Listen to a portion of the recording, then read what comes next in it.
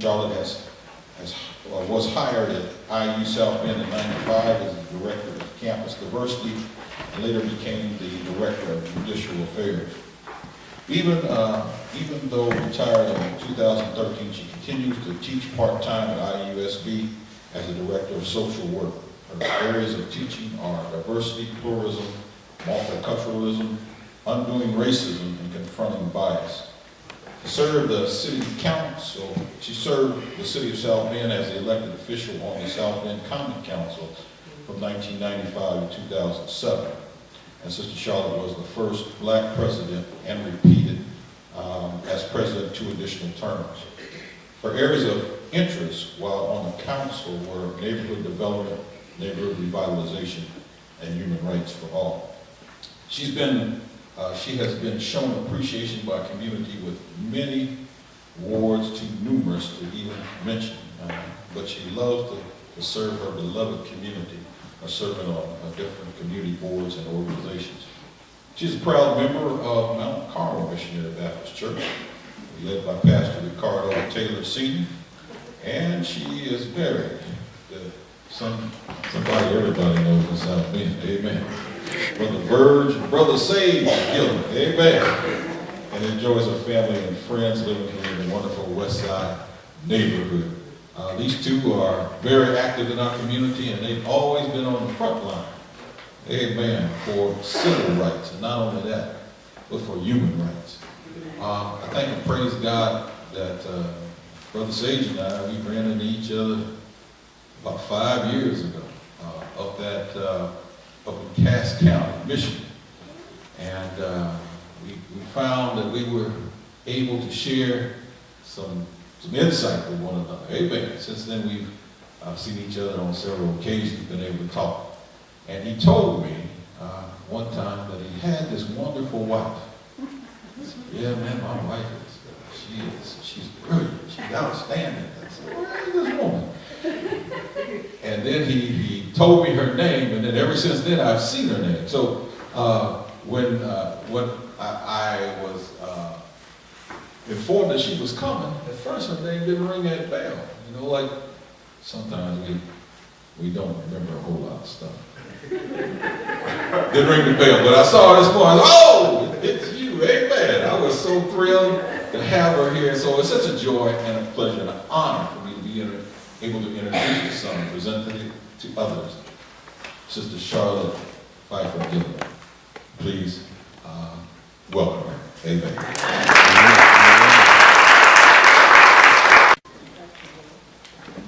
Can you hear me? Yeah. All right. That does make a difference. Your pastor doesn't remember, but the first year, maybe even the first month he was here, we actually had breakfast together at the Martin Luther King's Day. And he was brand new, so he doesn't remember me, but I remember him. So, first of all, I want to say thank you to all who are gathered here today. You could have been doing something else. You know, yesterday I was supposed to go and celebrate a birthday party for one of our church mothers. And it was at 2 o'clock, and I hadn't heard anything, so I showed up. And I was thinking about, should I go, shouldn't I go? And we're all adults here, and even for those that aren't. Well, I remember in the days when I used to go out to bars, the snow never stopped me.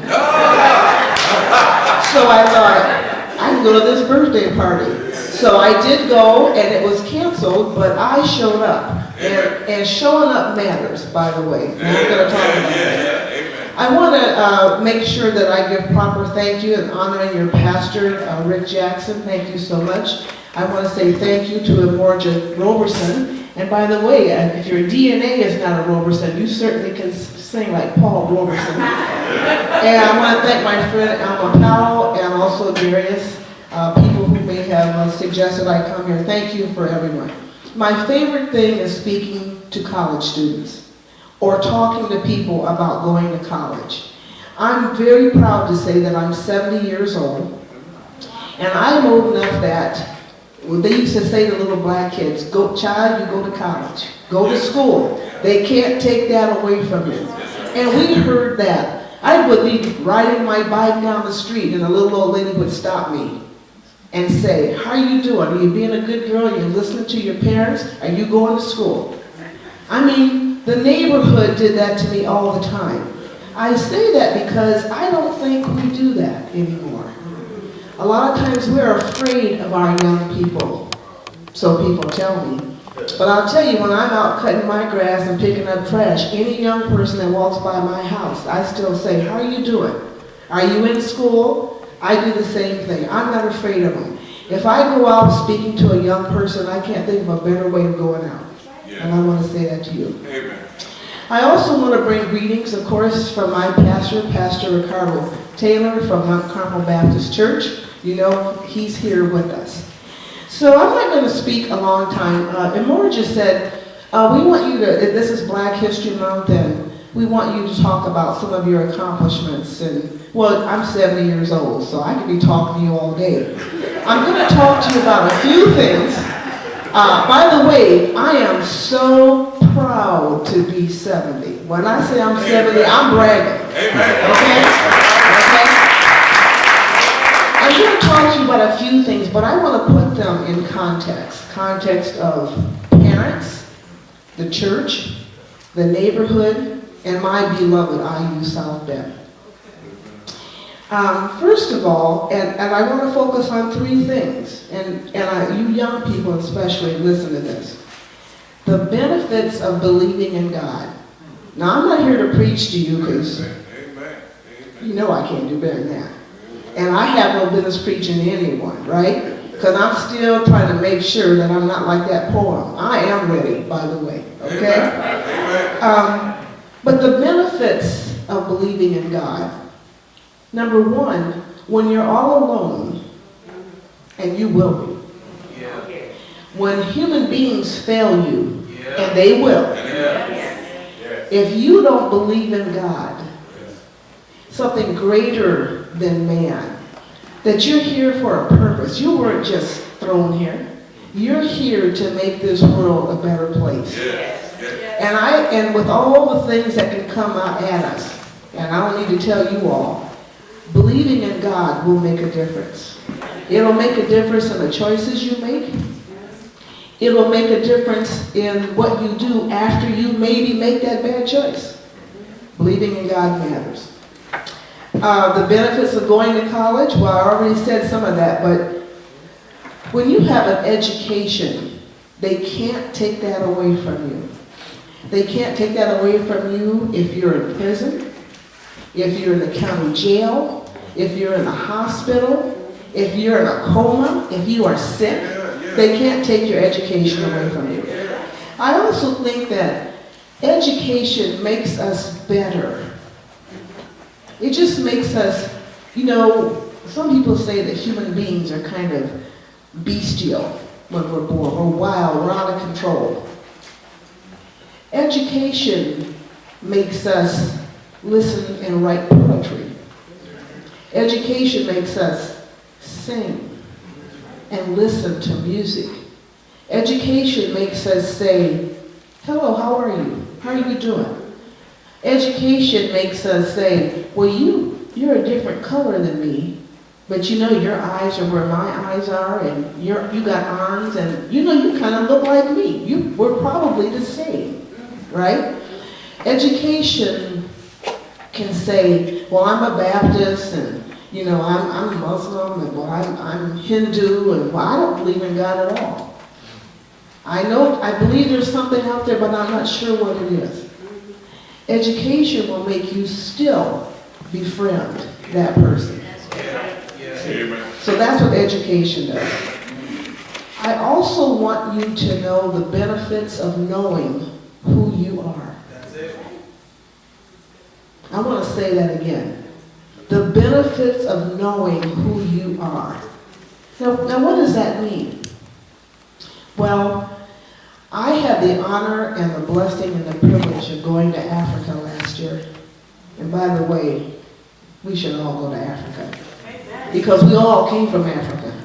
Okay? But let me tell you something that I noticed. I expected to, well, first of all, before I died, I wanted to go home.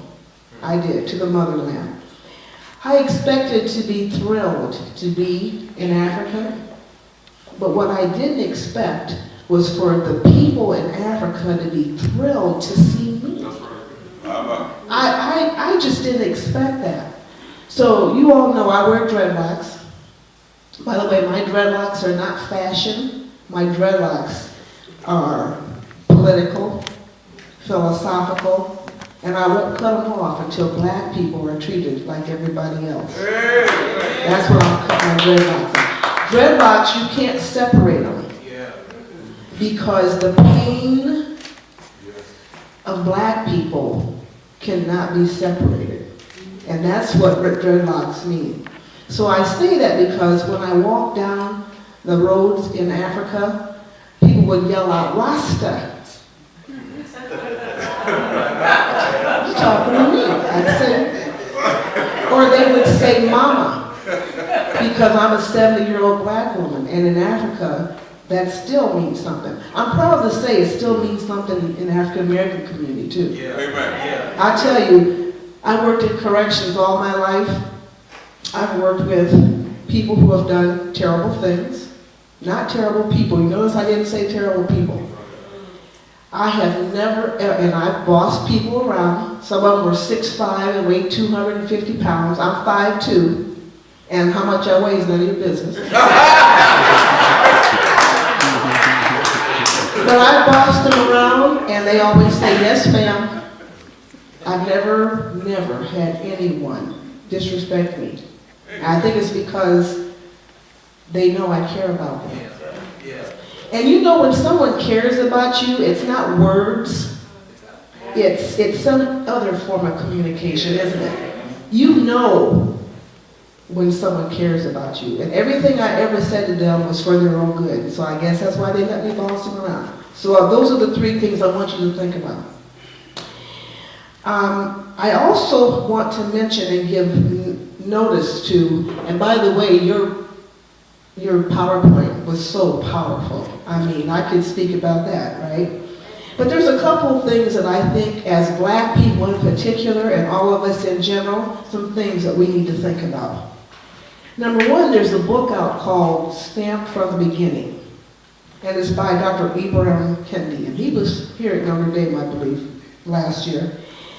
But that's the name of his book. But the term stamped from the beginning is in the Constitution. But it goes back farther than that.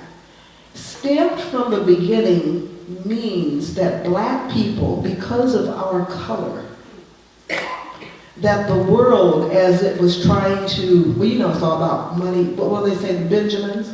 It's all about money, power, and domination. As that whole money, power, and domination was coming together, they needed resources, they needed labor, and they needed a commodity. And we ended up being all of that. And the justification was our color. Now, it wasn't just black people originally. Also, any kind of native people, any kind of people who weren't Christian were considered savage. But all that was an excuse, a rationalization for taking people's land, taking people's resources, taking people.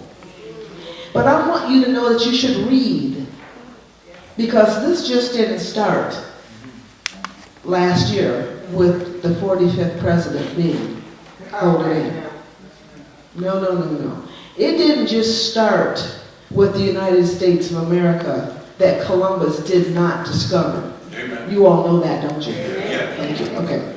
This goes way, way back to the beginning, that black people, because of our color, were considered slaveable, considered not fully human, considered a usable resource whenever a usable resource was needed. Know your history. So the world determined that way before slavery in the United States started. So I want you to, and Stamped from the Beginning talks about that. Read that book. Stamped from the Beginning. Number two, Slavery. Slavery is as old as time. There have always been one group of people trying to outdo the other people to take their land and their resources, right? But slavery in the United States was the first time the slave ceased to be a human. Do you know it's in our Constitution? Do you know our very government is based on black people not being fully human? You need to know that. That's why you need to vote. But you need to know why you should vote.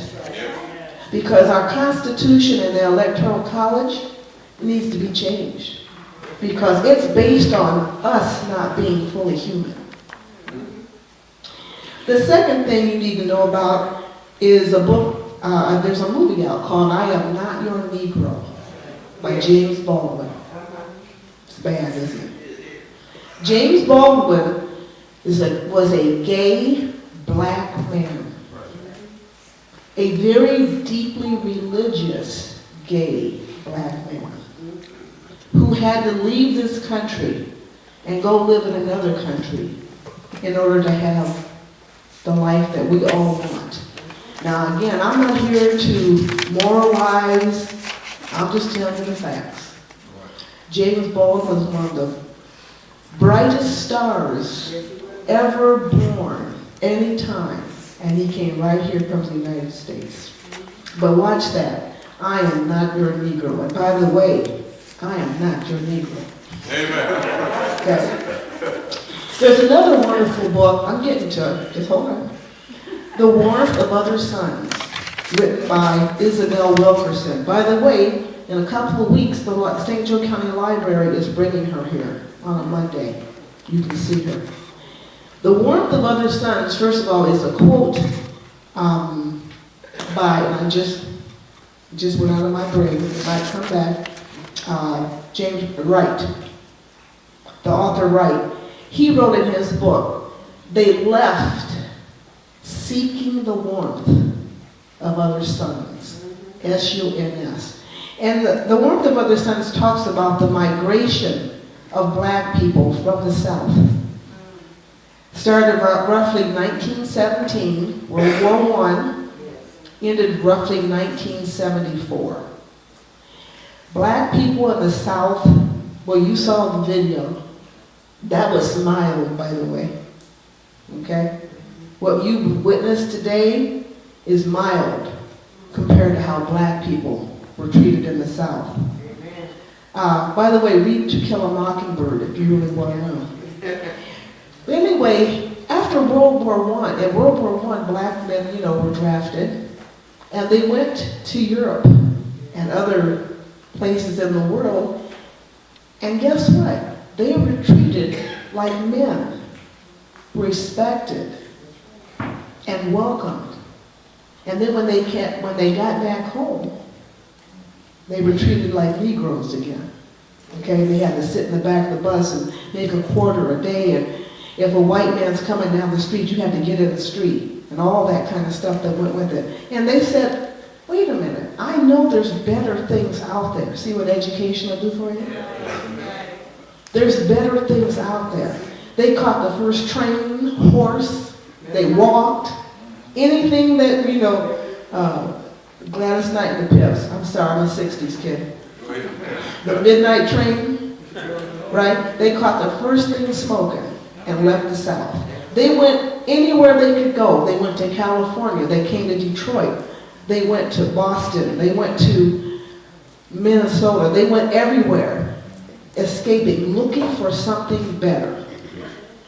About 15 million, they don't know the exact, 15 million black people left the South between 1917 and 1974.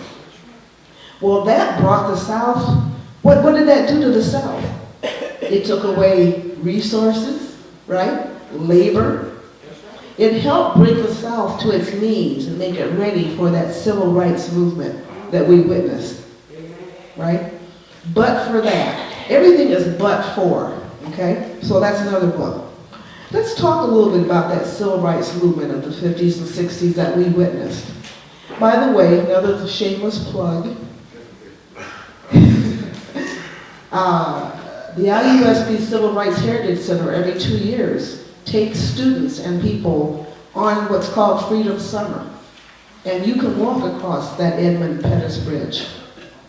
And you can visit many of the places that are highlighted in the Civil Rights Movement. I encourage people to go. I'll have to say that as a child born in 1947 in Ohio, and then grew up in right across the border, Michigan. I am a Wolverine, by the way.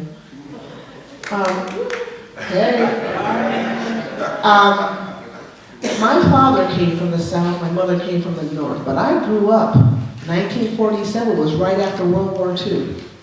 1954, Brown versus the Board of Education, I was 7 years old. 1954, they said no. In 1894, Plessy versus Ferguson, it said separate but equal is the law of the land. We can have separate everything as long as it's equal. Well, we did that separate thing real well. We never did the equal part. 1954, Brown versus the Board of Education said that separate is inherently unequal. Go back to you. So I benefited from that. Anyway, Rosa Parks and John Lewis, who, by the way, we brought here, all those people. Martin Luther King, the only reason I'm not mentioning him is, and he was fabulous, but it was Martin Luther King would show up and leave. The people who lived there were the ones, That's right. were the unsung heroes. They're the ones that got fired, got beaten, got raped, right? So it all worked together. But you need to know that civil rights movement, and you need to go and see those places. Three more things.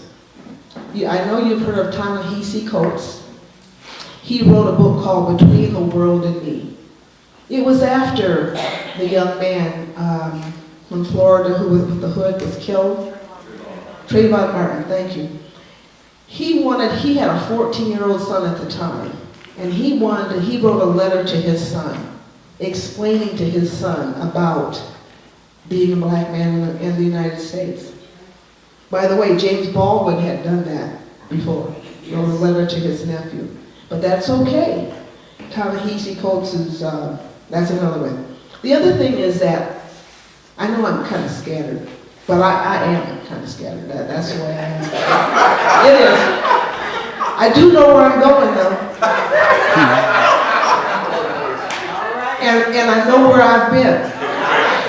So stay with me. Black Lives Matter. I heard you all mentioning that. Why does that term make people so mad? Do you understand how mad? The nerve of us to say Black Lives Matter. Now, if you've been paying attention, we were stamped from the beginning, right? We were slaves. We're 3/5 of a human. Our lives don't matter, right? But we declared that Black Lives Matter. The audacity of black people to declare publicly that our lives matter infuriates people. It really does. I mean, for real. Why should police officers, who I totally respect, by the way, always have, but why should police officers be threatened by a term called Black Lives Matter? Why should Congress, you name it, be threatened? Well, because, as Martin Luther King did say, you can't step on a man's back if he's standing up. And when we declared that our lives matter, a ripple went through the whole world. Are you telling me that these people are declaring that they are no longer slavable? Yes, we did. Yes, we did. That's exactly what that means. That's why it's a threat. Two more. Michelle Alexander wrote a book called The New Jim Crow. And Michelle Alexander kind of gives the history of starts and stops of black people in the United States. Every time we make progress, a movement comes on because people get scared. People get scared. Every time we make progress, something comes up to put us back. But every time we make progress, and even though we get put back, we don't get put back as far as we go. So we're moving forward. Read her book also. And the last book I want to mention is a book called Becoming Miss Burton. It was written by a black woman named Susan Burton. Susan Burton, one day in California, was making dinner for her adorable 4-year-old son. And I have an adorable son, so that's really near and dear to me. I've got an adorable daughter too, so don't go telling my daughter. Talk about your son, she didn't mention you. But anyway, Susan Burton was cooking dinner. Her son was outside playing, and she heard a screech and a thud. She ran outside and found her son in the street, having been hit by a car, and he was dead. But he wasn't hit by just any car. He was hit by a police officer in a police car who left the scene. Yeah, and never was found. Well, Susan Burton went from being a mother cooking dinner to a drug addict. And she went in and out of prison for many years, in and out of prison. By the way, black women, percentage-wise, are the largest group of people going to prison. Well, one time that Susan Burton had gotten out of prison, someone told her about a treatment center that was like in Long Beach, California, kind of a ritzy place. She went to this treatment center and she got sober. Susan Burton wondered why no one had ever sent her to a treatment center before. Never. In like 20 years. She clearly was a substance abuser because she was mourning the loss of her child. But no one, no judge, no probation officer, no one ever sent her to treatment. So Susan Burton has dedicated her life to making sure that black women in particular, but black people in general, who are substance abusers, get an alternative to prison. Amen. One last thing, I just thought of this, I gotta say it, because it's on my heart. You know, I've been in corrections for over 40 years. And I'm glad, but it does trouble me that the opioid crisis that's going on now,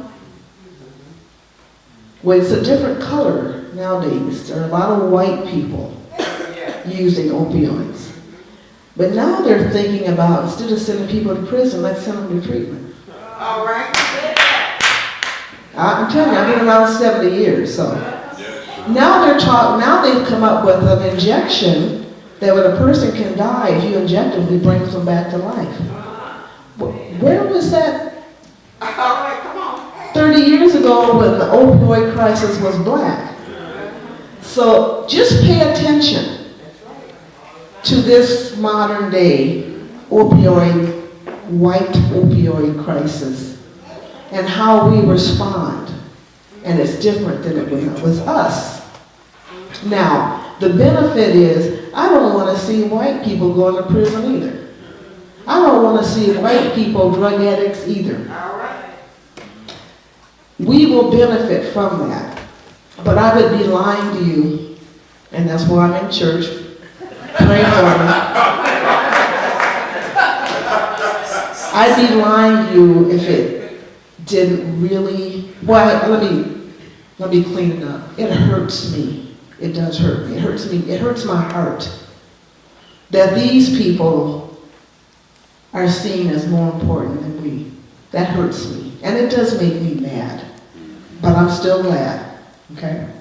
So, all right. Enough. So let me talk about a couple of dates. And how much time do I have? 2 minutes? Okay. I can do it.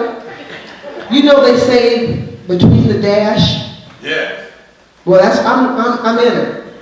I was born in 1947. I don't know what that end is going to be. I'm 70. If it's up to me, I'll live to be about 95. That's my goal, whatever year that is. 1965, 1976, 1981. Those are years that I graduated from high school, graduated from college with my bachelor's, graduated from college with my master's. Because I was a non-traditional student. Out of high school, I got married, had children, like so many people my age, got a divorce. Couldn't do anything because I had no skills. But you know what? I was always smart. And I'm not ashamed to say that. I've always been smart. I'm still smart. Okay? So the only thing I could do was go to college. And anyone like me, if you're not naturally gifted, you need to go to college and learn some skills. And that's what I did, thanks to Indiana University South Bend. And I had a fabulous career, which made me able to take wonderful care of my children. But I never forgot my community. I never forgot my parents. I never forgot my church. So that's where I got my start. Amen. So, I didn't get to pick my parents. I happened to be able to be born in a family with a mom and a dad who loved their children, and they took good care of us, and they loved us. I can take no credit for that. I did do something with that. I had good manners. I was a pleasant child. I was respectful. And someday I'll talk to you some other time. Every job I got, probation officer, director of Dukem Center, which was a treatment center, executive director, community corrections, on and on, even on the city council. I got those jobs because I happened to be at the right time, at the right place, conducting myself in the right way. Amen. That's right. Someone came up to me and said, "Hey, would you like to do such and such?" That's how I got all my jobs, I have to tell you. Luck is when opportunity and preparation come together. Let me say that again. Luck is when preparation comes together. and there's no better preparation than going to college. I want to end with, there's two things I did at IUSB that I'm really proud of. Number one was I organized student unions. The Black Student Union resurrected it, Latino Student Union, etc. And also we had a wonderful program called Conversations on Race. And we brought everyone together. People came from Michigan, Illinois, Ohio, to IUSB to talk about, have a conversation on all aspects of race. I want to end with the church, right? So you all know the history, and by the way, if you want to know the history of things, there's all kinds. There are 3 books at the IUSB Civil Rights Center written by college students that document the history of black people in this city, and I encourage you to go buy them. If you want to know more about the churches, this church was the first church, black church in South Bend, and all the churches, go on the website of the History Museum of St. Joe County History Museum. On the website, you'll get all that. You'll find out all those kinds of things. But I want to talk about something that we're doing over at my church, and only because it's benefiting the neighborhood. It came out of the church, and now it's in the neighborhood.